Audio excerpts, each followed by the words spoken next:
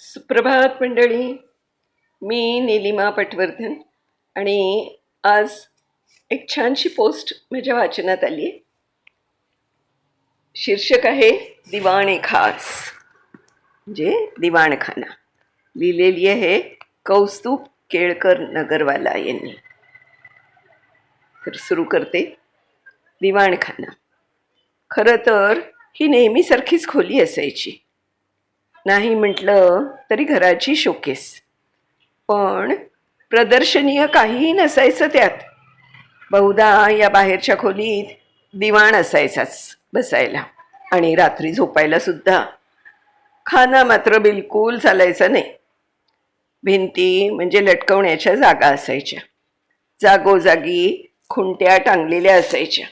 बऱ्याच वेळा शर्ट खुंटीवरती टांगलेला आणि घरचा यजमान उघडा बंब असायचा. भिंतीवर वरच्या बाजूला फोटोमय कुलवृत्तांत असायचा. पिढ्यानपिढ्यांचे फोटो असायचे. कुलदेवतांचे फोटो असायचे. खिडक्या इतक्या रुंद असायच्या की त्यावर सहज बैठक वाचता यायची. थोडक्यात काय, काहीही लपवून ठेवण्यात दिवाणखान्याला इंटरेस्टच नसायचा. सगळं खुल्लम खुल्ला कारभार. येणाऱ्या पाहुण्यालाही काही ऑकवर्ड वाटायचं नाही. घरच्यांसारखंच होमली फील व्हायचं. घर म्हणून पाहुण्यांनी फुगलेलं असायचं. रात्र झाली की याच दिवाणखान्याची डॉर्मेटरी व्हायची. रांग लावून गाद्या टाकल्या जायच्या. कोरसमध्ये घोरण्याचे सूर लागत असत. पूर्वी असंच असायचं. आता मात्र दिवाणखाना नाही तर बैठकीची खोलीच हरवली आहे. गुबगुबीत सोफे आलेत.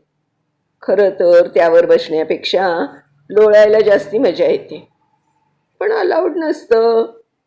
टी व्ही आला आणि ड्रॉइंग कम डायनिंग झालं. एका कोपऱ्यातली जागा डायनिंग टेबलनं खाऊन टाकली. टी व्हीला तोंडी लावून जेवलं की खाल्लेलं अंगी लागतं असं कोणीतरी म्हणून ठेवलंय. बहुतेक मीच.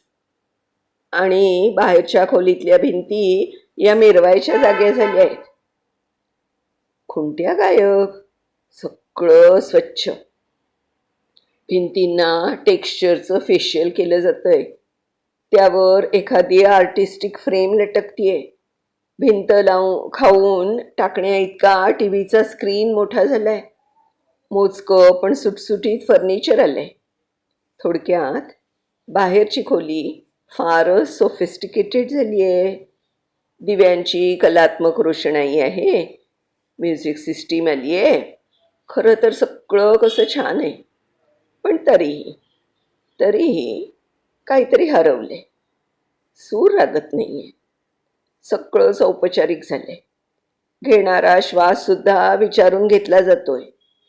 येणारा पाहुणा, तो तर या घरानं कित्येक दिवसात बघितलाच नाहीये.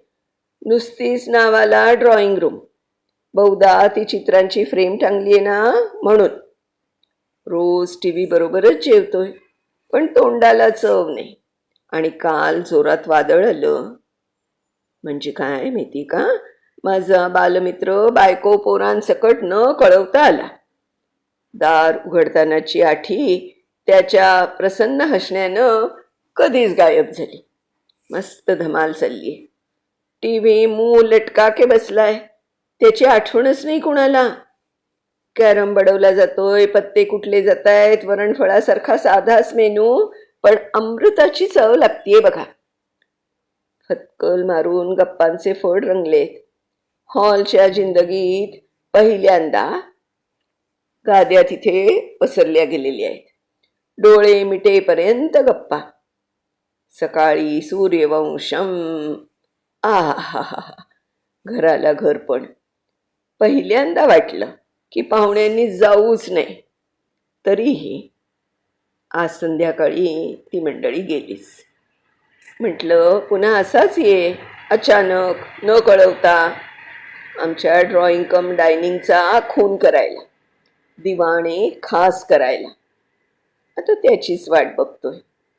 तो नाही तर दुसरं कोणीतरी, पण कोणीतरी यायला मात्र हवं. असंच. कौस्तुभजी, खरंच आजकाल असंच झालंय. बाहेरची जी खोली आहे ना, ड्रॉइंग कम डायनिंग झाली आहे. आणि ड्रॉइंग कम डायनिंग झालेली असली तरी पाहुणी मंडळी तर येतच नाही आहेत. कोणी कोणी एकमेकांच्याकडे आजकाल जातच नाही आहे. तर हे अशी नुसते म्हणजे तो जो दिवाणखाना आहे ना, हा फक्त शोकेसमधला दिवाणखाना झालेला आहे. खूप छान पोस्ट आहे. धन्यवाद कौस्तुभजी. पुन्हा अशाच एखाद्या छानशा गोष्टीसह आपण पुन्हा भेटणार आहोत. तोपर्यंत मी निलिमा पटवर्धन आपली रजा घेते. धन्यवाद.